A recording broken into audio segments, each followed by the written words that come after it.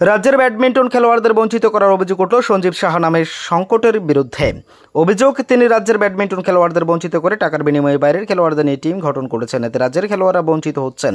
এই অভিযোগ নিয়ে অল ত্রিপুরা প্লেয়ার্স ফোরামের পক্ষ থেকে ব্যাডমিন্টন অ্যাসোসিয়েশনের আধিকারিক সঞ্জীব সাহার বিরুদ্ধে বিক্ষোভ প্রদর্শন করা হয়। এদিন খেলোয়াড়রা কাশারিপট্টির শান্তি হোটেল সংলগ্ন ব্যাডমিন্টন অ্যাসোসিয়েশন কার্যালয়ের সামনে এসে সঞ্জীব সাহাকে ধিক্কার জানিয়ে এই বিক্ষোভ প্রদর্শন করেন। খেলোয়াড় যাতে সুন্দর এবং সুষ্ঠুভাবে খেলতে পারে, এর জন্যই আজকে আমাদের এই প্রতিবাদ। আমরা চাই না কোনো 2 নম্বরের ব্যক্তি ফেডারেশন থেকে লক্ষ লক্ষ টাকা কামিয়ে যারা প্রকৃত খেলোয়াড়, যাদের মধ্যে কোয়ালিটি আছে, তাদের বাদ দিয়ে পয়সার বিনিময়ে কোনো প্লেয়ারকে পাঠানো। এর প্রতিবাদে আজকে আমরা এখানে সমস্ত অ্যাসোসিয়েশন, সমস্ত ফেডারেশন, সমস্ত গেমস থেকে আমরা এসেছি শুধু এই প্রতিবাদ জানাতে যে 2 নম্বরের জিনিসগুলো বন্ধ করে, যেটা রূপক দেয়া প্রায় দীর্ঘদিন ধরে চালিয়ে গেছে, সেই জিনিসটাই আজকে সঞ্জীব সাহা করার চেষ্টা করছে। আমরা চাই না যে আমাদের ত্রিপুরার ছেলে মেয়েদের ভবিষ্যৎ নিয়ে ছিনিমিনি কেউ খেলুক।